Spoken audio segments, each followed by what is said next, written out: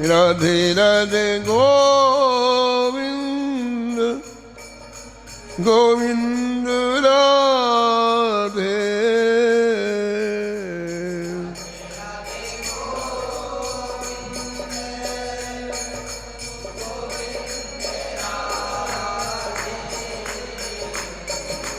राधे राधे गोविंद गोविंद राधे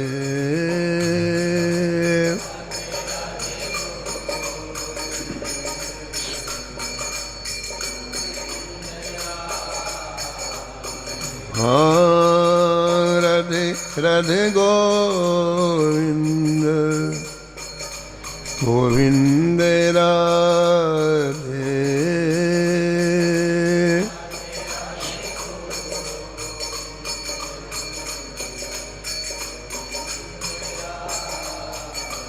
श्री जानकी वल्लभ लाल की, श्री मंगल मूर्ति हनुमान जी महाराज की, सपरिकर श्री भक्तमाल जी की, श्री वृंदावन धाम की, श्री स्वामी अग्रदास जी महाराज की, श्री नाभाजी महाराज की, श्री प्रियादास जी महाराज की, श्री बांके बिहारी लाल की, श्री राधा वल्लभ लाल की, श्री गिरिराज जी महाराज की, श्री रामनाम महाराज की, श्री यमुने महारानी की, श्री महाराज जी की जय जय श्री राम।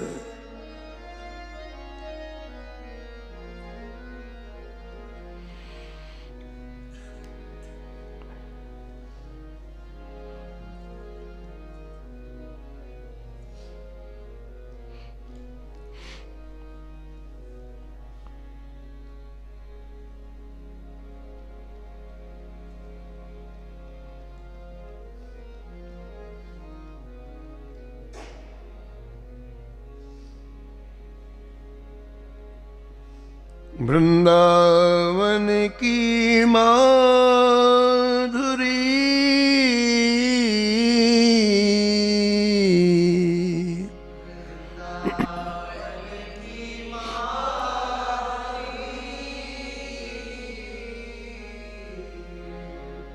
इन मिली आस्वादन कियो,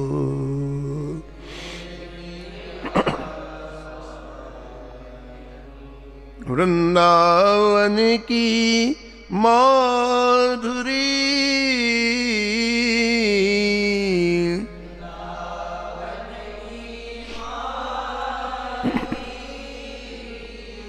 इन मिली आस्वादन कियो,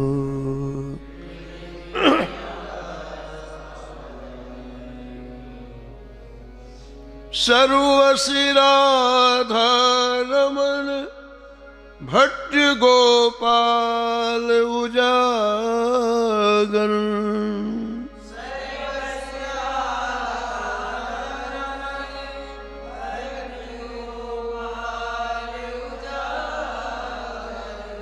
ऋषिकेश भगवान विपुल विठल रस सागर, ऋषिकेश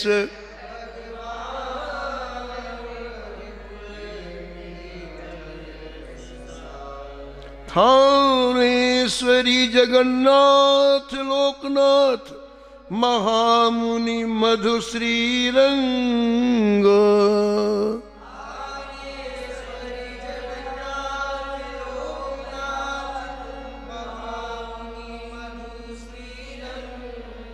कृष्णदास पंडित उभय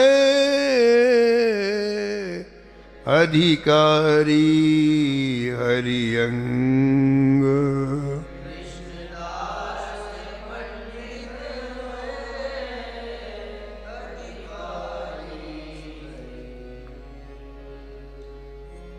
घमंडी युगल किशोर भृत घमंडी भूगर्भ जीव दृढ़ व्रत लियो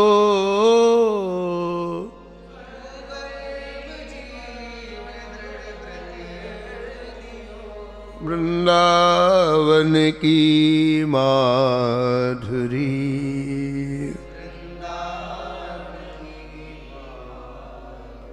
इन मिलिया स्वादन कियो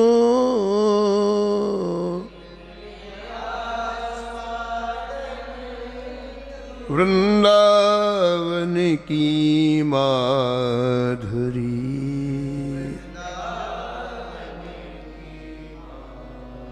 इन मिली आस्वादन कियो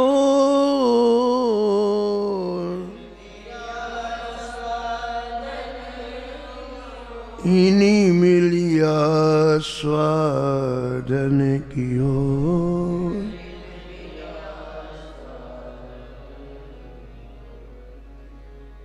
भक्तमाल के रचयिता श्री नाभाजी महाराज इस छपे में एक साथ कई भक्तों का स्मरण करते हुए निष्कर्ष के रूप में कहते हैं कि ये सभी भावुक भक्तों ने श्री राम वृंदावन के दिव्य रस का पान किया, आपस में मिलके ब्रज रस का आस्वादन किया। ब्रज रस कैसा है, इनके चरित्रों के माध्यम से पता चलता है। जिस रस में प्रकृति से जीव बहुत ऊंचे उठ जाता है, लौकिक वस्तुओं से अलौकिकता में जिसका प्रवेश हो जाता है, यहां की हर चीज उसके लिए तृणवत रहती है, तिनके के समान रहती है। कल आपने विठल पुलदेव जी का पावन चरित्र श्रवण किया, कैसे इस ब्रजरस का पान किया पूरे जीवन इन्होंने। जिनकी कृपा से, जिनके अनुग्रह से उन्हें प्राप्त हुआ, उनके वियोग में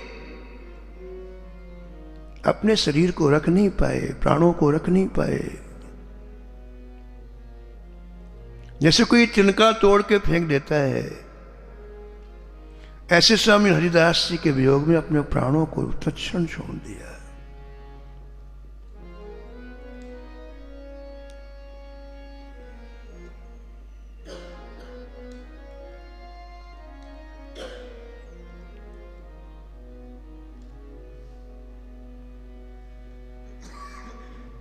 इस छप्पे में इस ब्रजरस का आस्वादन करने वालों की श्रृंखला में एक नाम परम रसिक श्री मधु गोसाई जी का भी है। मधु गोसाई जी के लिए श्री भक्तमाल के टीकाकार प्रियादास जी लिखते हैं,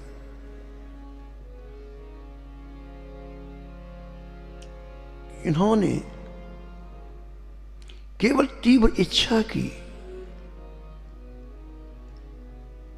और भगवत साक्षात्कार इन्हें हो गया, वृंदावन रस की प्राप्ति हो गई। और कोई साधन नहीं, तीव्र इच्छा। तीव्रेण भक्त योगेनो यजेत पुरुषम परम, ऐसा भागवतकार कहते हैं। ढिलाई नहीं, तीव्रता। श्री ठाकुर जी के लिए तीव्रता हो, वही इस छोटे से जीवन में अपने लक्ष्य की प्राप्ति कर सकता है। संसार की प्रत्येक वस्तु प्रारब्ध के अनुसार मिलती है। सुख, दुख, हानि, लाभ, जन्म, मृत्यु, इसके मूल में हमारा प्रारब्ध है। हानि लाभ जीवन मरणो,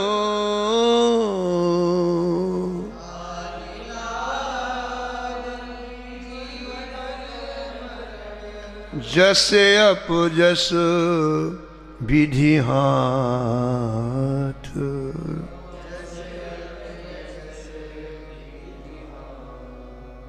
ये छह चीजें प्रारब्ध के ऊपर निर्भर करती हैं।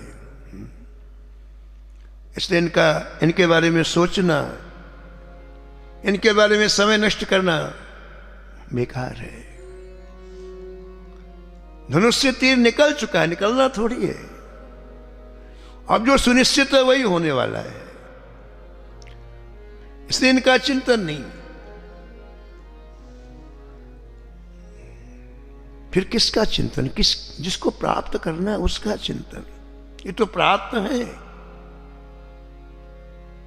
उसी का नाम चाह है। हम बार बार विचार करें, हमारे अनंत अनंत कर्म अभी जमा है। करोड़ों जन्म के कर्म अभी हमारी पूंजी जमा है, और निश्चित समय में फल भोग भी देंगे। हमने अच्छे कर्म किए होंगे तो हमें अच्छा फल मिलेगा, हमने बुरे कर्म किए होंगे तो उसका बुरा फल मिलेगा। लेकिन वो सब जमा है। कर्म करने के बाद तुरंत वो अंकित हो जाता है, रिकॉर्ड हो जाता है और नोट कर लिया हो जाता है, ऑटोमेटिक। भगवान ने कर्म करने वालों की नोट करने वालों की नियुक्ति कर दी है। वायु है, अग्नि है, सूर्य है, चंद्र, सब हमारे कर्मों को नोट करते हैं। और शरीर छोड़ती है, फाइल आगे हो जाती है, पहुंच जाती है। तो एक जन्म नहीं, करोड़ों करोड़ जन्म के कर्म हमारे अभी जमा है, और ना जाने भी कितने जन्म लेकर के उन कर्मों का भोग भोगना है। लेकिन यहां संत लोग कहते हैं कि इससे ठाकुर जी ने क्या किया, बीच में ही, अभी लंबी फाइल, बीच में ही हमें मानव शरीर दे दिया। अभी कर्म जमा है, बीच में ही कृपा करके मानव शरीर दे दिया। क्यों? ठाकुर जी को करुणा है, मानव शरीर प्राप्त करके मेरी प्राप्ति कर लेगा तो सारा खत्म मामला। फिर इतना बड़ा ये जो चक्कर है समाप्त। यानी मानव जीवन जीना ये ठाकुर जी की कृपा का प्रारंभ है।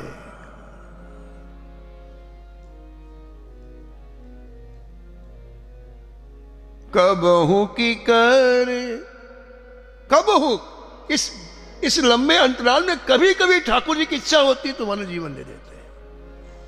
कबहू की कर करुणा नर देही,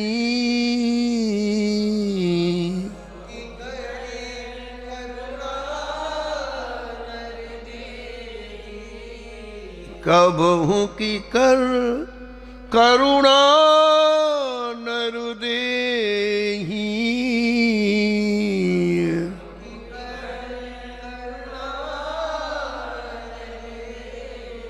देत ईस बिनु हेतु सनेही।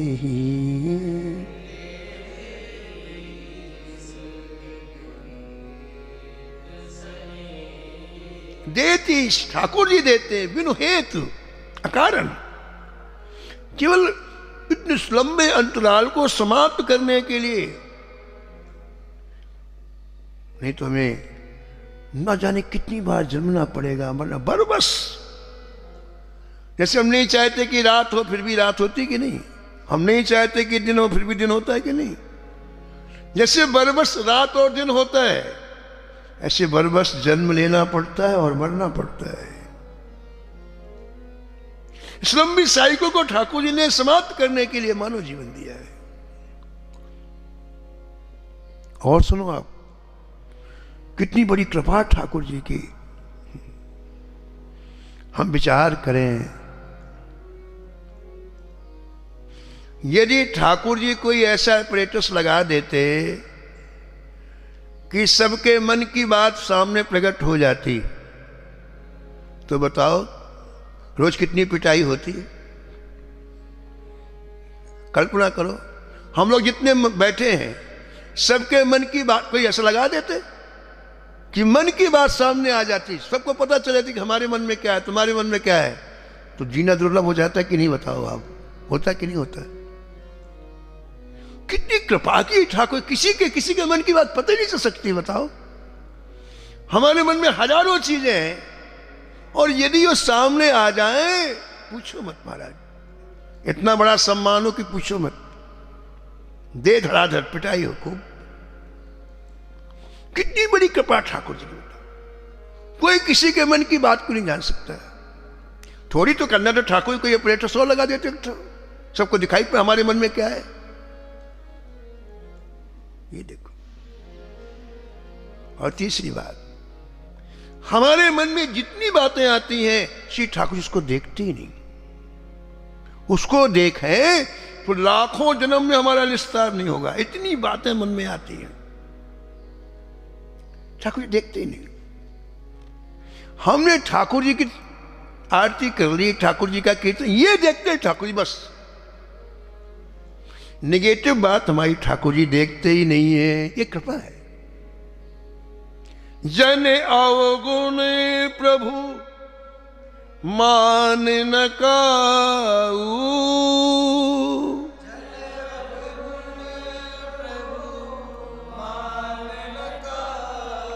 जन अवगुण प्रभु मान न काऊ,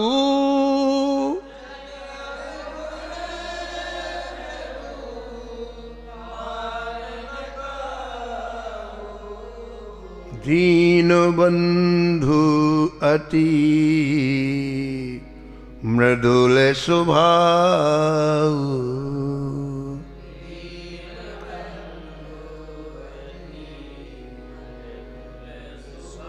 दीन बंधु अति मृदुल स्वभाव,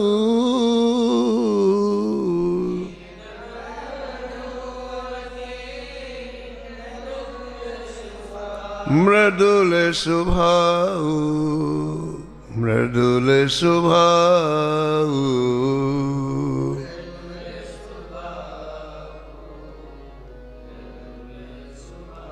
इस मानव जीवन को प्राप्त करने के बाद केवल रस की प्राप्ति करना है। जीवन इतना सरस हो जाए कि अन्य संस्कारों का पूरी तरह विस्मरण हो जाए। यही श्री नाभाजी महाराज इस छप्पे में व्यक्त करना चाहते हैं कि ये महान भाग्यशाली थे जिन्होंने मानव जीवन प्राप्त करके श्री धाम वृंदावन में इस अद्भुत रस का पान किया।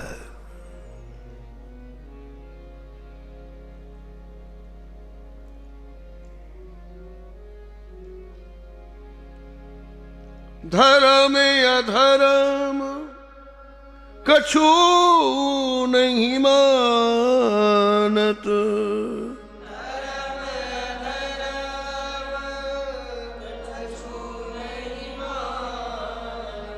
छके प्रेम घनश्याम,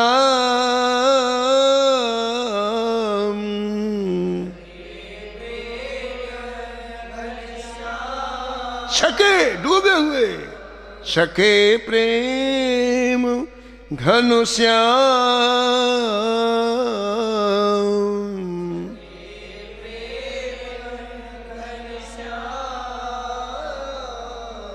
कैसो है ब्रज धाम सखी यह, कैसो है सखी यह, कैसो है सुख सनकादिक और ब्रह्मादिक,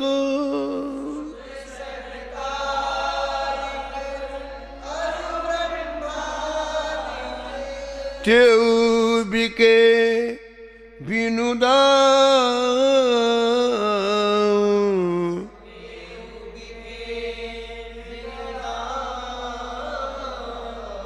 कैसो है ब्रज धाम सखी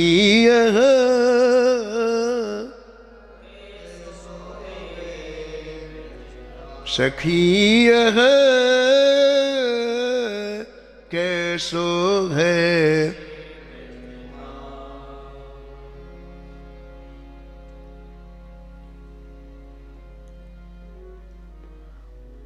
मानव जीवन में इस रस को पीना है, निमग्न होना है।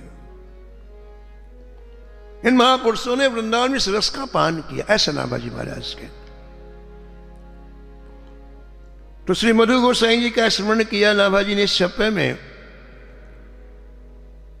और प्रियादास जी परिचय देते हैं मधु गोसाई जी का बड़े मधुर शब्दों में।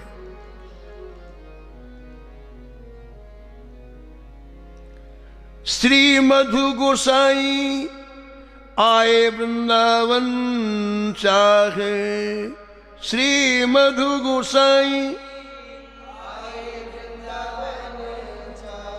बढ़ी देखे इन नैनन सो, कैसो धो स्वरूप है। देखे इन नैनन सो, कैसो धो स्वरूप है। देखे इन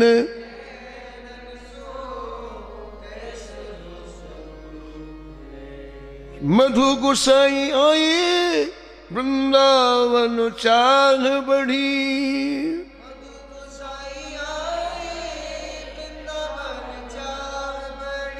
देखे इन नैनन सो, कैसो धो स्वरूप है।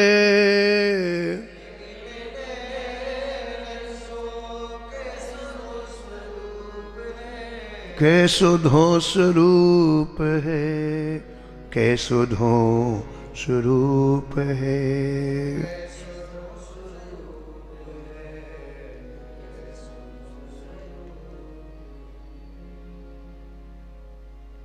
श्री मधु गोसाई जी बंगाल प्रांत में निवास करते थे और बचपन से एक ऐसी प्रकृति इनकी बन गई, जहां भी कथा होती दौड़ के जाते, चुपचाप कथा सुनते, वापस घर आ जाते। कथा के सिवा इन्हें और कुछ अच्छा नहीं लगता, न कहीं आना न जाना, न किसी से बात करना। बहुत ज्यादा उम्र इनकी नहीं थी, 13-14 वर्ष की उम्र थी, लेकिन कथा का ऐसा चस्का, कथा सुनना। पूज्य महाराज जी श्री मथुरादास जी महाराज कहते थे कि जीवन में जब महाभाग उदय होता है, भाग्य नहीं महाभाग्य, तब कथा में रुचि होती है, कथा अच्छी लगती है। कथा सुनना अलग बात और कथा अच्छी लगना अलग बात है। महाभाग्योदय होता है जीवन में, तब कथा अच्छी लगती है। परमा पार्वती जी भगवान शंकर से कहते हैं कि जय जय, सती शरीर में मेरी कथा में रुचि नहीं थी, लेकिन जब मेरा प्रायश्चित हो गया और मुझे पार्वती का शरीर मिला, अब मेरी कथा में बड़ी रुचि है। राम कथा पर रुचि मन माही,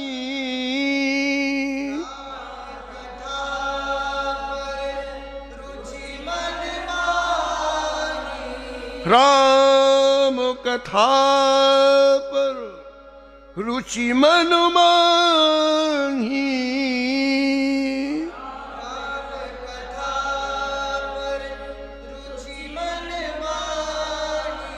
तब कर अस विमोह अब नहीं,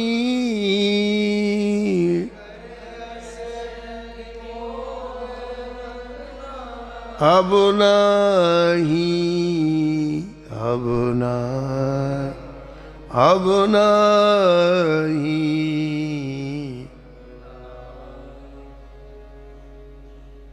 सती शरीर में मेरी रुचि नहीं थी, उसका परिणाम हुआ कि मुझे जलना पड़ा। कथा का जो अपमान करते हैं, अपराध करते हैं, उनकी दुर्गति होती है। अतिशय कृपा से ठाकुर जी ने सो अवसर दिया है, उसका दुरुपयोग नहीं करना चाहिए। लेकिन जय जय प्रायश्चित करने के बाद मुझे पता चला वास्तव में कथा से श्रेष्ठ कुछ है ही नहीं सृष्टि में।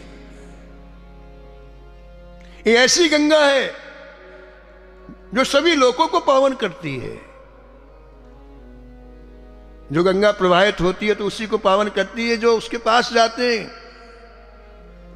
भारत में जिन जिन जगह से गंगा वही वही तो पवित्र करेगी। लेकिन कथा की गंगा संपूर्ण सृष्टि को पावन करती है। ये मेरे को ऐसा अनुभव हुआ है। इसलिए जय जय मुझे आप कथा सुना। पूछो रघुपति कथा प्रसंगा,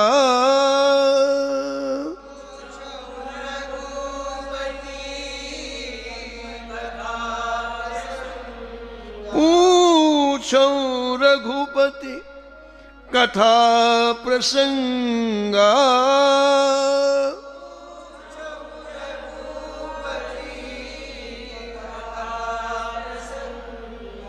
सकल लोक जग पावनी गंगा,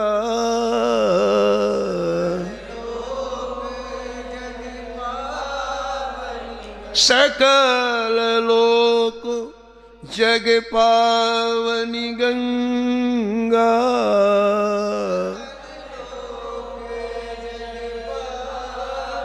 पावनी गंगा,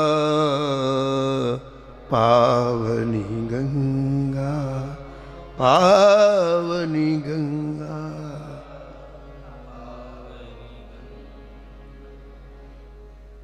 कथा महाभाग्योदय जीव का होता है तो कथा में रुचि होती है।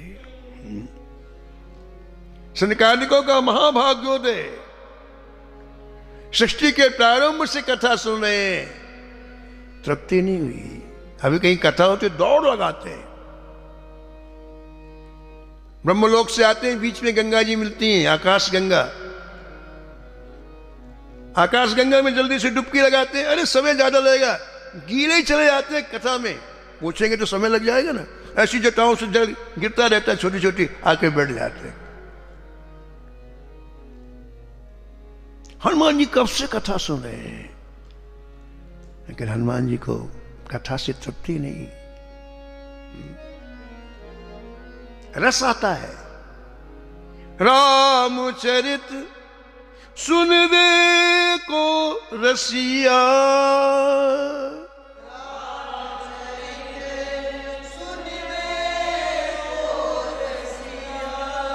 राम लखन सीता मन बसिया,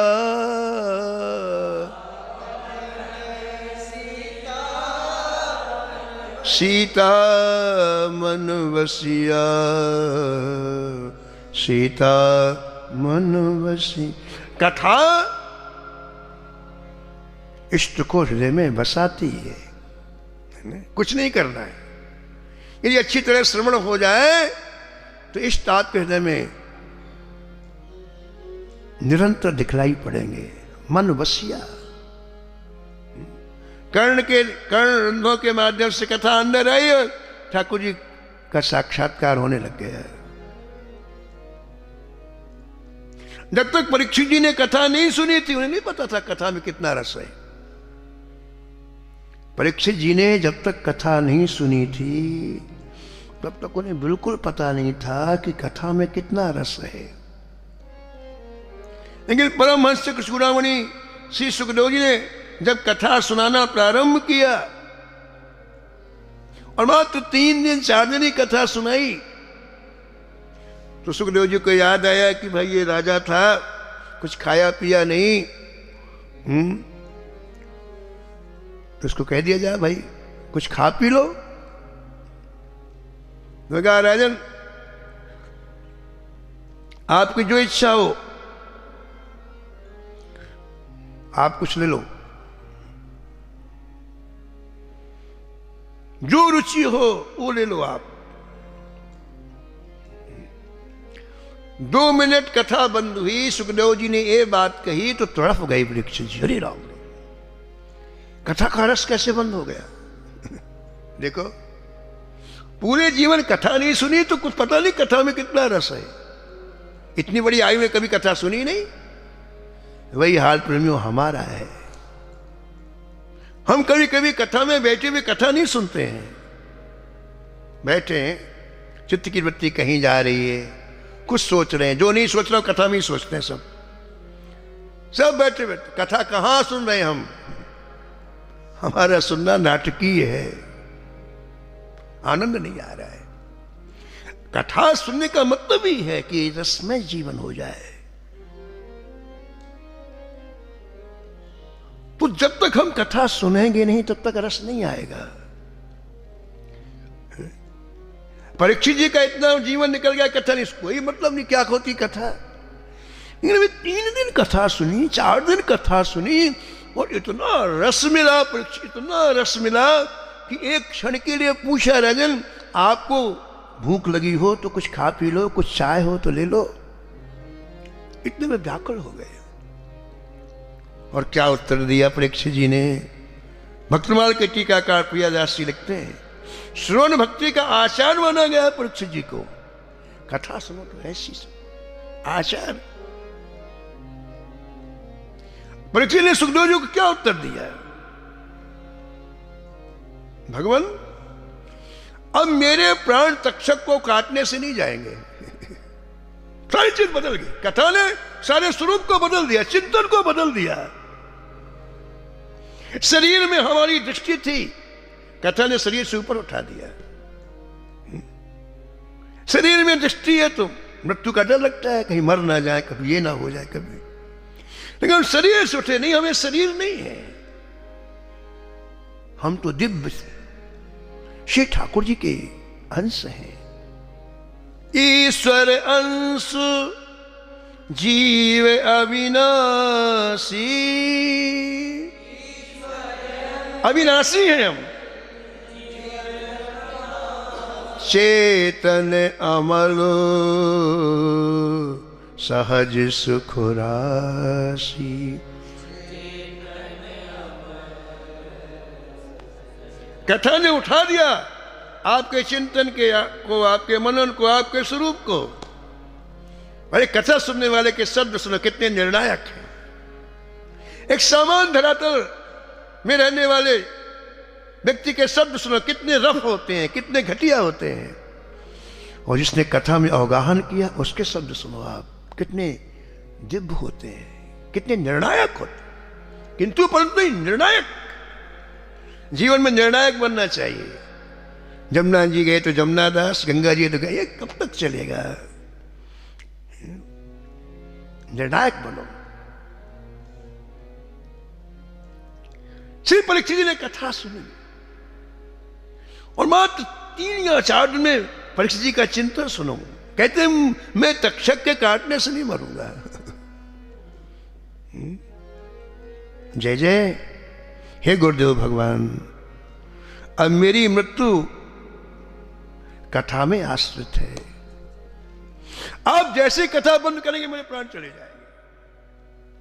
बाणी बिरमानी, प्रियादास जी लिखते हैं, बाणी बिरमानी तहो जीवन निराश है।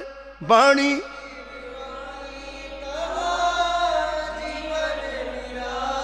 जीवन निराश है, जीवन निराश है।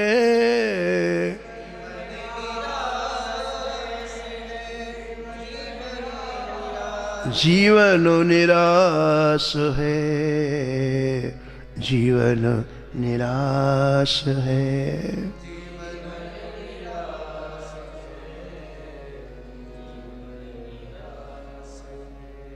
ये कथा स्मरण है।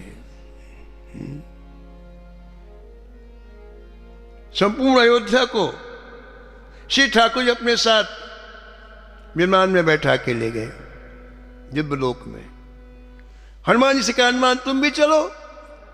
हनुमान जी ने कहा दे दे, अभी मेरी कथा सुनने की से तृप्ति नहीं हुई, मैं नहीं जाऊंगा। राम जी के साथ नहीं गए, अभी मेरी कथा सुनने से तृप्ति नहीं, मैं नहीं जाऊंगा। और जय जय इस पृथ्वी पर जब तक एक व्यक्ति कथा सुनाने वाला रहेगा तब तक मैं ही रहूंगा।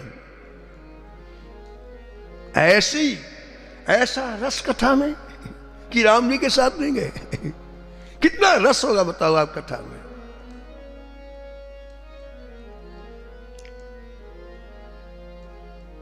तो श्री मधु गोसाई जी का यह सौभाग्य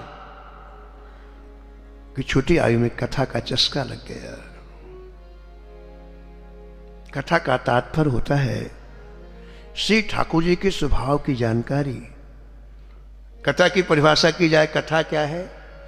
ठाकुर के स्वभाव की जानकारी का नाम कथा है। बस जो कथा ईमानदारी से सुनता है उसे ठाकुर जी के स्वभाव का पता चल जाता है। ठाकुर जी क्या चाहे है, ठाकुर जी को क्या प्रिय है, ये सारी चीजें उन्हें महसूस होने लगती हैं।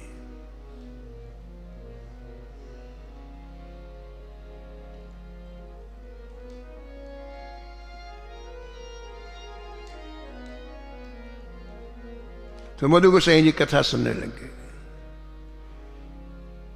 और एक दिन कथा ने कृपा की। कोई वृंदावन के ही कोई वक्ता गए हुए उन्होंने कथा के प्रारंभ में आज श्री धाम वृंदावन की महिमा का वर्णन किया है। धन्य श्री धाम वृंदावन, जिस भूमि को छोड़ करके ठाकुर जी एक पग भी बाहर नहीं जाते। वृंदावनम परित्यज्यो वृंदावनम परित्यज्यो पादमेकं न गच्छति।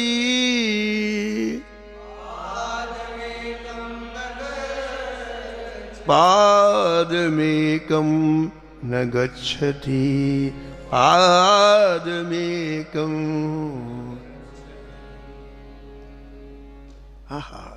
ये शब्द हृदय में घुस गया, पूरी तरह से हृदय को गड़ गया। अरे ऐसा श्री धाम वृंदावन है जिस वृंदावन को छोड़ के ठाकुर जी एक पग भी बाहर कहीं नहीं जाते। ओहो, फिर मैं यहां क्या कर रहा हूं? मुझे जाके ठाकुर जी के चरणों में पूरी तरह से लपट जाना चाहिए और ठाकुर जी के साथ रह करके ठाकुर जी से बात करते हुए मुझे जीवन व्यतीत करना चाहिए। क्या रखा है? जीवन में एक शब्द काम करता है। कोई एक शब्द हमारे हृदय में आ जाए, क्रांति हो जाएगी जीवन में। यहाँ लाला बाबू का मंदिर है वृंदावन में, लाला बाबू का। वो बहुत बड़ी स्टेट के मालिक थे, बंगाल में बहुत बड़ी स्टेट के मालिक, राजा थे तरह के। जब वो चलते तो सड़कों में इत्र महाराज डलवाया जाता, तब सड़क में निकलते थे। ऐसा उनका ऐश्वर्य और वैभव। एक बार वो बग्घी में चढ़ करके गंगा के किनारे आए, सैर के लिए आए। गंगा के किनारे वो बैठे ही थे, ये कोई मल्लाह की छोरी ने अपने पिताजी को बुलाया, बापू बापू। वो बंगाली में बोली, उसका अर्थ है कि दिन ढलने वाला है, भोजन कर लो। उसने कहा दिन ढलने वाला है, भोजन कर लो। और लाला बाबू ने सुना आयु ढलने वाली है, भजन कर लो। सुनने की तो बात है, आयु ढलने भय, सीधे वहीं से वृंदावन आ गए। इतने बड़े पोथाने काम नहीं करते हैं, एक शब्द काम करता है। सीधे वृंदावन आके सारी प्रॉपर्टी बेच के श्री ठाकुर जी का मंदिर बनाया। पूरे जीवन संतों की सेवा की और ठाकुर जी की सेवा की। बहुत अच्छे भक्त हुए। कथा इसलिए रोज सुनी जाती है, पता नहीं कौन सा शब्द अंदर चला जाए। जाएगा एक ही शब्द, लेकिन क्रांति मरा ले, क्रांति। तो मधु गोसाई जी ने जैसे सुना कि श्री धाम वृंदावन में ठाकुर जी रहते, ओहो अब तो कब पहुंचू वृंदावन, कब पहुंचू, कब पहुंचू, खाना पीना सब समाप्त, कब इन नेत्रों से देखूं मैं। देखे बिन प्रभु कल न परत है, देखे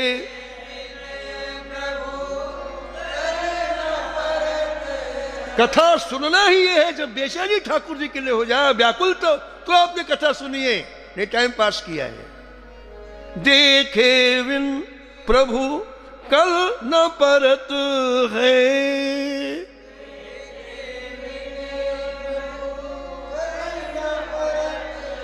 भई क्षमा सिरे,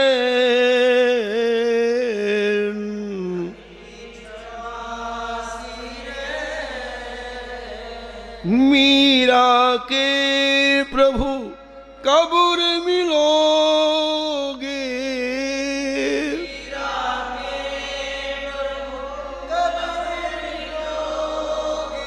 मीरा के प्रभु कबूर मिलोगे,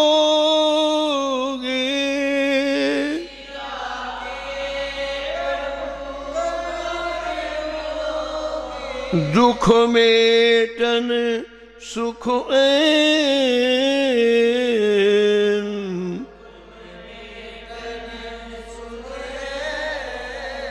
दुख मेटन सुख ऐन। पूज भाई जी कहते हैं कि ठाकुर जी के मिलन की आग लगनी चाहिए, ऐसे काम नहीं चलेगा, पार्ट टाइम जॉब से काम नहीं चलता, आग लगे।